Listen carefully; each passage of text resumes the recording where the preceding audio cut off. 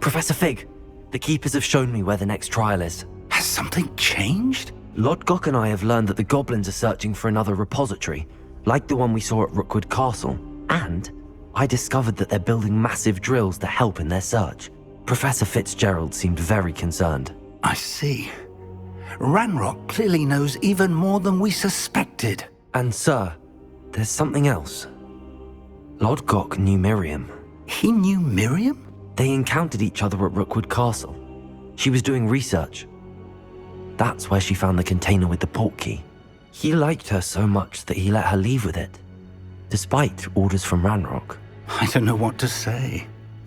She could win over almost anyone. I want to hear more of this. And...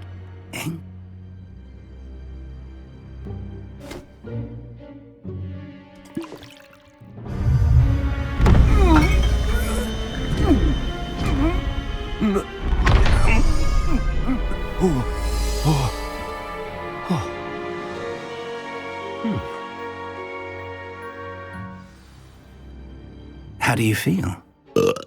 Incredible. I won't forget that taste anytime soon. How do I sound? Convincing. I've taken the liberty of transfiguring your robes. As we discussed, you'll need the password from Scrope, who could be anywhere in the castle. You might look for Professor Kogawa. She's taken to badgering the poor elf about Quidditch in the hopes that he can convince Black to change his mind. Thus far, unsuccessfully. I see. But what if Professor Black sees me? Leave him to me. I shall tell him where to meet a liaison from the Ministry in Hogsmeade. That should give you plenty of time. Thank you, Professor. I suppose we'll meet again in the map chamber. It's rather strange to hear gratitude coming from Professor Black. I'll see you there. Now to find the headmaster's house elf.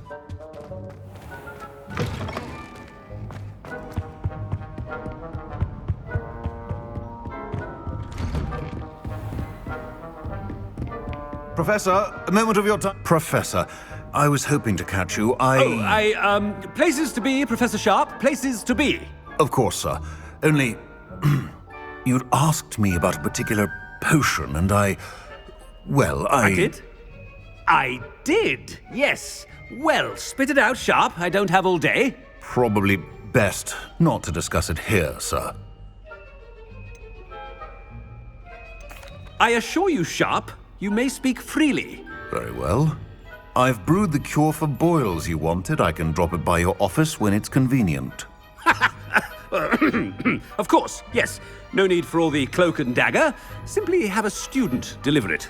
A student. Very well, sir, if you insist. I do. And thank you, Sharp. I just hope you've brewed enough for all my boils. Now, Stand proud, purebloods.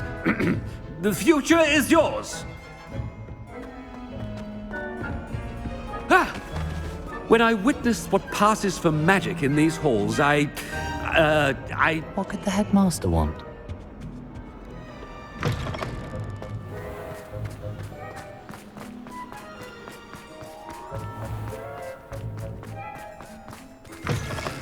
Has anyone seen my ivory-handled hand mirror? Headmaster? Here, what could he want? I haven't time for any of you at the moment. None. None at all. Professor, a word? Professor Black? Again, it is not too late to reconsider your decision regarding Quidditch. We could still have trials and a somewhat shortened season. It would be better than none at all. But the injury, Madam Kogawa. Professor, more than one student has taken a bludger to the head on our pitch. I dare say it knocked some sense into them. And they're fine now. The fact that it happened to be a pureblood, well, that's no reason to... What nonsense! That you would trivialize the health of a student over a silly game. A silly game? You are quite impossible sometimes. Sir, I've a good mind to write to the Department of Magical Games and Sports at the Ministry about you. Good idea. I can even provide the parchment should you need it. Now, where is my elf?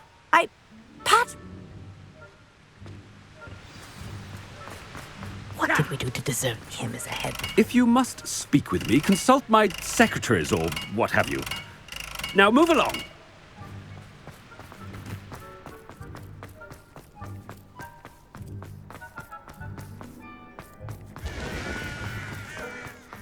No, it's the headmaster and he's coming this way.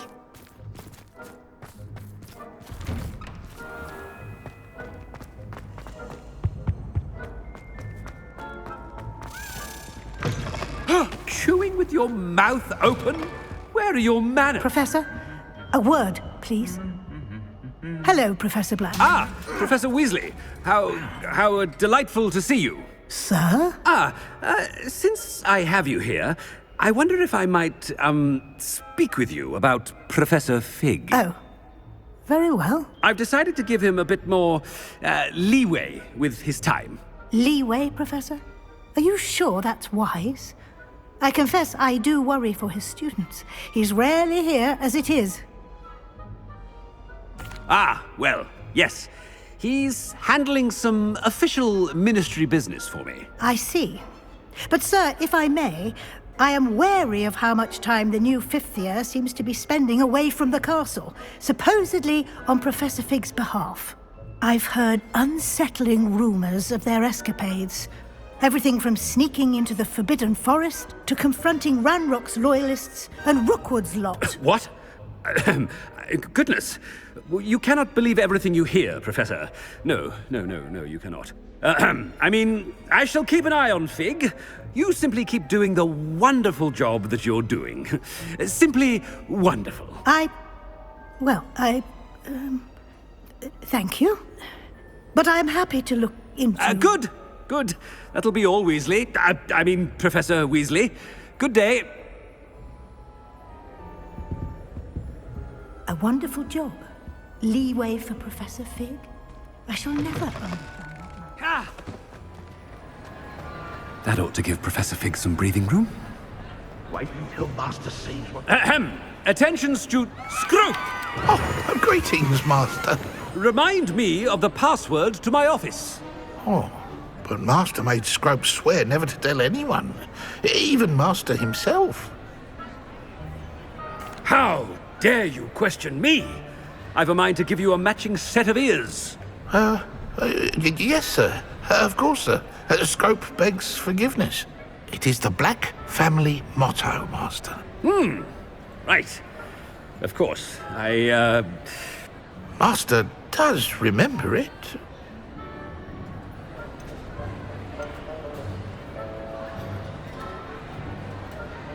It's pure bloods forever, isn't it? Close, Master.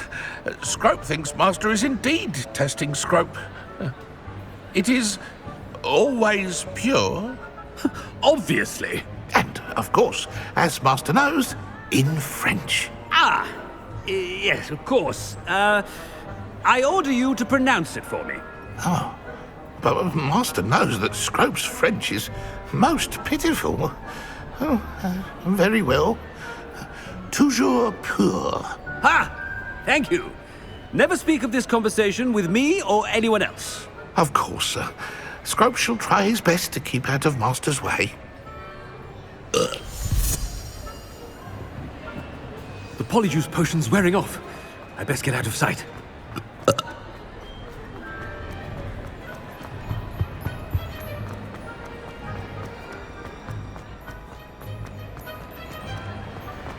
Made it just in time. It's wearing off. Fig was right. I can't believe it worked. Now to speak the password to the gargoyle.